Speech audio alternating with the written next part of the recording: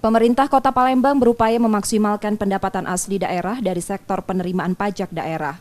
Memasuki awal tahun 2022, Pemkot Palembang menargetkan pajak daerah sebesar 1,070 triliun rupiah.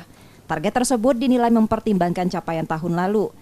Wali Kota Palembang Harnojoyo menerangkan, jenis pajak restoran masih dapat dioptimalkan, salah satunya dengan memaksimalkan tapping box di rumah makan dan restoran. Badan Pengelola Pajak Daerah Kota Palembang juga berencana melakukan uji petik 7 hari pada tempat usaha untuk mengetahui potensi pajak sesungguhnya. Pemkot juga akan memperbarui data PBB serta menggandeng Polri, TNI, dan Kejaksaan dalam meningkatkan kepatuhan wajib pajak. Seiring pulihnya ekonomi pasca pandemi, realisasi pajak diharapkan bisa optimal.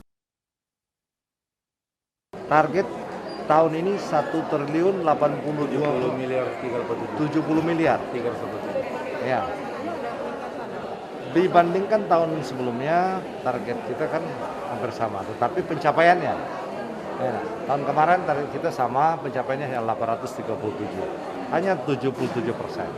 Nah sekarang ini target sama, tetapi kita menginginkan bahwa 100% lebih nanti akan tercapai. Optimis.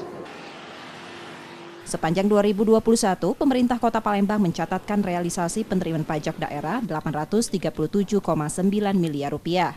Terdiri dari 11 jenis penerimaan, mayoritas melampaui target meski masih dalam masa pandemi COVID-19.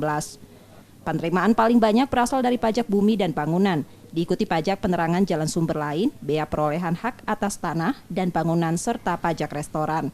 Sementara potensi pajak masih rendah seperti pajak sarang burung walet, pajak air tanah, dan pajak mineral bukan logam dan batuan. M. Rizky Nurmizan, Kompas TV, Palembang, Sumatera Selatan.